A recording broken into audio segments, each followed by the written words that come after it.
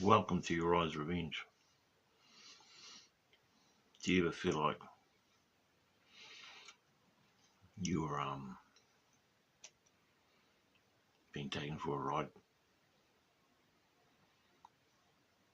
I think we all have sometimes, haven't we? Lately in my life, I feel someone's trying to take me for a ride. This person's narcissistic, can't handle their own company, has to have lots of attention. And when this person gets inebriated, they become smart ass and aggressive. But they'll always want something.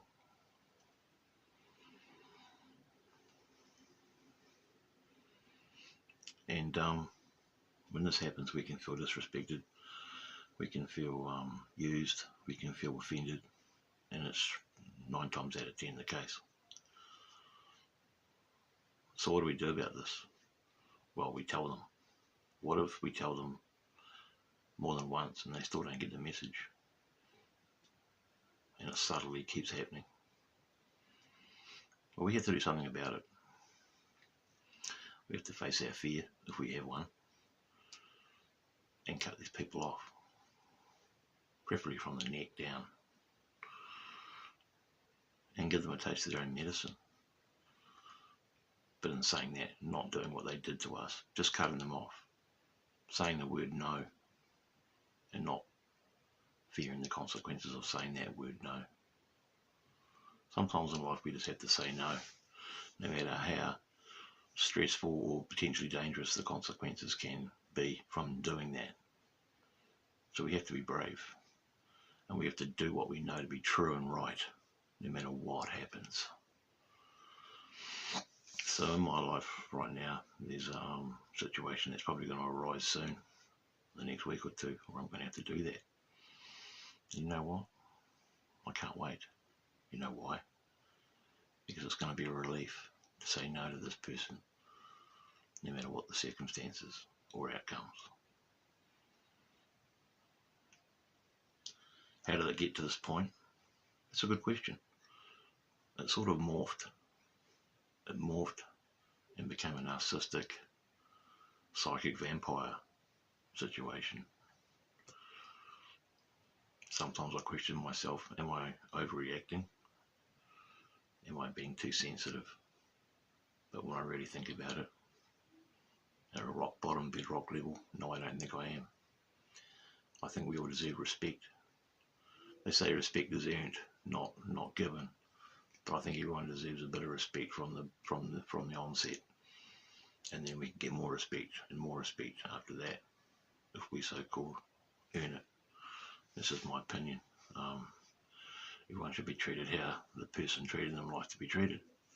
And if someone starts morphing into someone that you don't like, that starts disrespecting you, even though they might not even think they are or are trying to, you've got to do something about it. And you can talk to them, you can tell them you're not happy, and if they keep doing it, well, you're put in a situation where you've got to do something about it.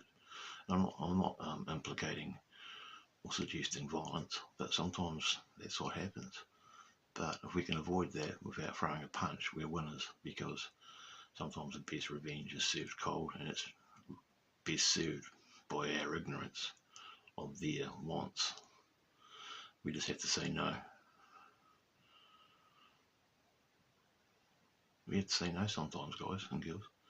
We just have to say no, because that word no is such a hard word to say.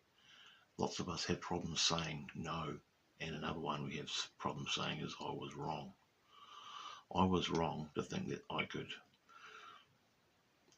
have a mutual, respectful friendship with this person. Initially, I thought I could. But like lots of people I meet in my life, after a period of time, they morph into something that I don't like, and they lack respect. Not lots of people, but a few I've met in my life.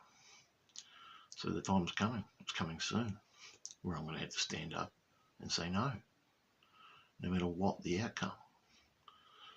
Even if it gets physical, no, no, no, no is what I'll have to say.